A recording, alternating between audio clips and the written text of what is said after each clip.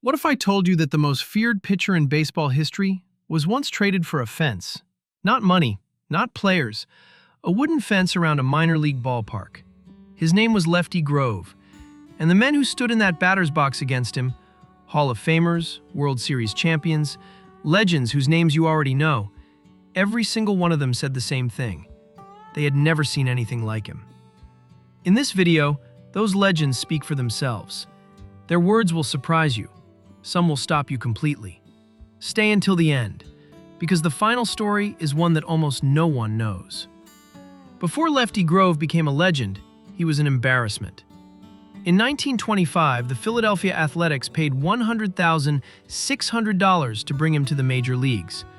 That number was not an accident. It was $600 more than the New York Yankees had paid for Babe Ruth. The Athletics wanted everyone to know they had purchased something special. The first season told a different story. Grove led the entire American League in walks. 131 times he could not find the strike zone. The Philadelphia newspapers did not hold back. They called him the $100,000 Lemon. Fans who came expecting dominance went home disappointed. What those fans did not know was this: Grove had already won 111 games in the minor leagues before he ever threw a single pitch in the majors. The owner of his minor league team in Baltimore had simply refused to sell him earlier because Grove was too valuable at drawing crowds. His own catcher, Mickey Cochrane, described those early days with honesty. Catching Grove, he said, was like catching bullets from a gunman with bad aim. But one man in New York was already watching closely, and he was about to be proven very wrong. That man in New York was Miller Huggins, manager of the New York Yankees. In 1925, he had called Grove a failure. 1 year later, after watching Grove lead the entire league with a 2.51 earned run average and 194 strikeouts, Huggins sat down with reporters and said something different. Grove, he told them, now had better control and was the fastest pitcher in baseball. It was not just an opinion, it was a confession. Here is what made Grove truly different from every other hard thrower of his era. He relied on almost one pitch, a fastball. No secrets, no tricks. Batters knew exactly what was coming, and they still could not hit it. His teammate, Doc Kramer, put it simply: Grove did not have a curve. All he had was a fastball. Everybody in the lineup knew what they were going to swing at, and they still could not touch him. Charlie Gehringer of the Detroit Tigers faced Grove more than any other batter in the league, 201 times across his career. Gehringer was one of the most disciplined hitters who ever lived, a man who struck out less than almost anyone.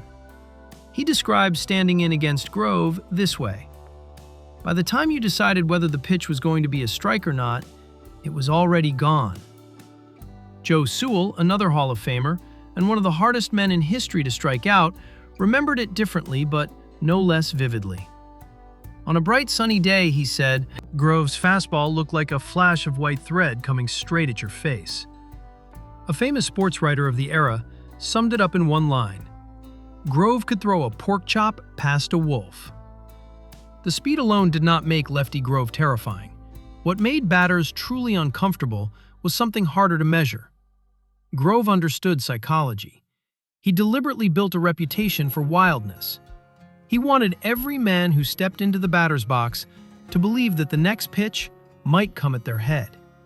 He wanted them thinking about survival before they thought about hitting. The truth was different. Grove rarely hit a batter. In most seasons, the number was fewer than 6. But standing 60 feet away from him, with that look on his face and that fastball in his hand, no one felt safe enough to remember the statistics. Connie Mack managed Grove for 9 years. He knew his pitcher better than anyone, and what he told reporters captured something that numbers never could. When he sent Grove to the mound, Mack said, he could be almost certain they would win the game if they gave him even 1 or 2 runs. He He said you simply could not say that about many pitchers in the history of the sport. Then there is this detail. Before Grove ever threw a pitch in the major leagues, he had already faced Babe Ruth 11 times in exhibition games. He retired Ruth 9 of those times. Afterward, Grove looked at the most celebrated player in the world and told him directly, "I am not afraid of you." August 23, 1931. Lefty Grove walked into that game with 16 consecutive wins. One more victory would break the American League record outright. His opponent was the Saint Louis Browns, one of the weakest teams in the league. Everything pointed toward win number 17. It never came. The regular left fielder, Al Simmons, was in Milwaukee receiving treatment for an injured ankle. A rookie named Jimmy Moore took his place. In the third inning, a routine fly ball came his way. Moore misjudged it. The ball tipped off his glove. 1 run scored. Grove allowed nothing else that afternoon, but his mound opponent shut the Athletics out completely. Final score? 1-0. What happened in the locker room afterward became one of the most retold stories in baseball history. His teammate, Doc Kramer, was sitting 3 lockers away. He described it this way. The sparks were flying off Grove.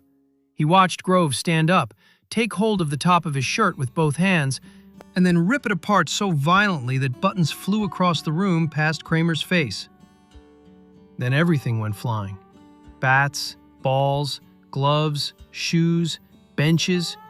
He broke apart several lockers. Nobody said a word. There was no point. You simply had to wait until the fire went out of him. Grove himself later confirmed every detail. He told an author he threw everything he could get his hands on. Bats, balls, shoes, gloves, benches, water buckets, whatever was within reach. But here is the detail that Ted Williams noticed years later. The detail that reveals everything about who Lefty Grove truly was. Through all of it, Grove never once used his throwing hand to strike anything hard. Not once. Even in his worst moment, some part of him was still protecting the one thing that mattered most. After 9 years of dominance in Philadelphia, the Athletics sold Grove to the Boston Red Sox before the 1934 season. The price was $125,000. It was supposed to be the beginning of a new chapter. The Red Sox were building something. Grove was going to be the centerpiece of their pitching staff. Instead, something snapped in his left elbow during spring training. The newspapers called it a sore arm. But based on everything doctors understand today, Grove had almost certainly torn the ligament deep inside his elbow.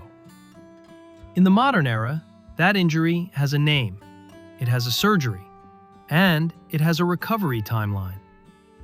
In 1934, it had none of those things. There was no procedure to fix it, no roadmap for coming back. Pitchers who suffered that kind of damage simply declined and disappeared.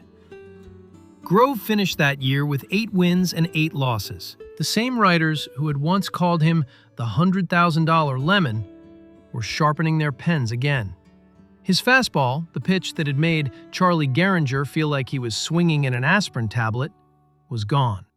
The velocity that Mickey Cochrane had compared to catching bullets was no longer there. At 34 years old, with a damaged arm and a team that was going nowhere, every reasonable sign pointed toward the end. Grove disagreed with every single one of those signs. He spent the offseason doing something that very few athletes of his era were willing to do. He studied himself honestly. He accepted that the pitcher he had been for the previous decade no longer existed.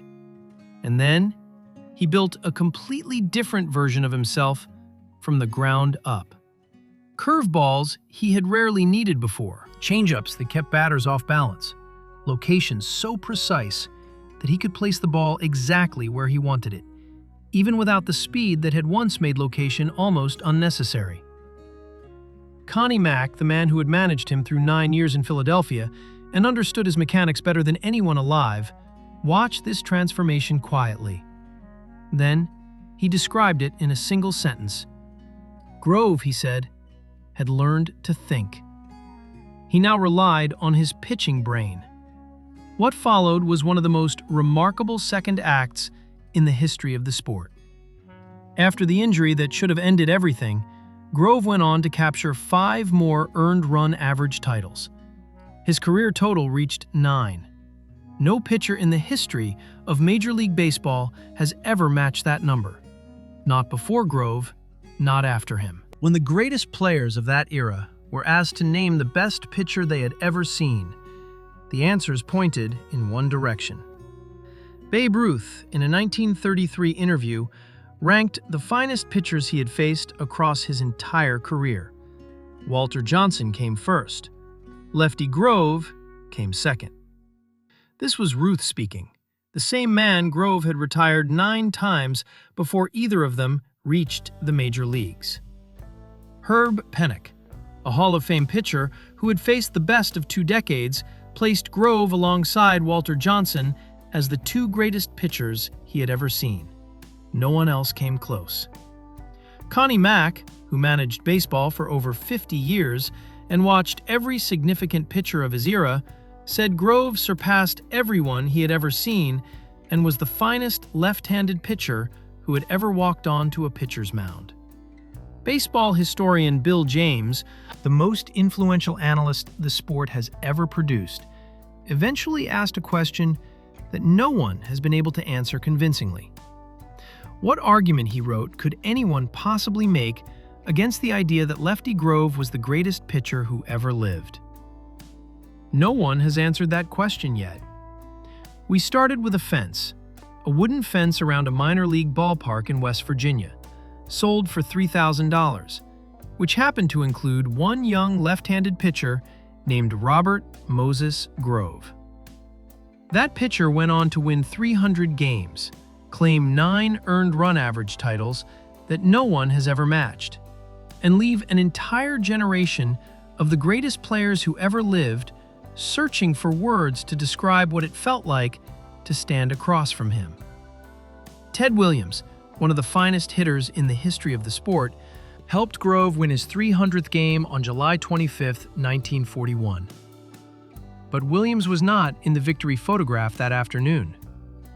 He had made an error that cost his team 2 runs, and he was too hard on himself to celebrate. Years later, he spoke about that moment with genuine regret. He said he was still angry that he was not in that picture with his arm around Lefty Grove. That was a picture, he said, that he truly wished he had. History does not always remember the right people. Sometimes you have to go looking for them.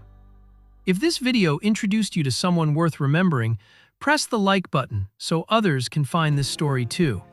Share it with someone who loves the game. And leave a comment below. Do you think Lefty Grove belongs among the greatest pitchers who ever lived?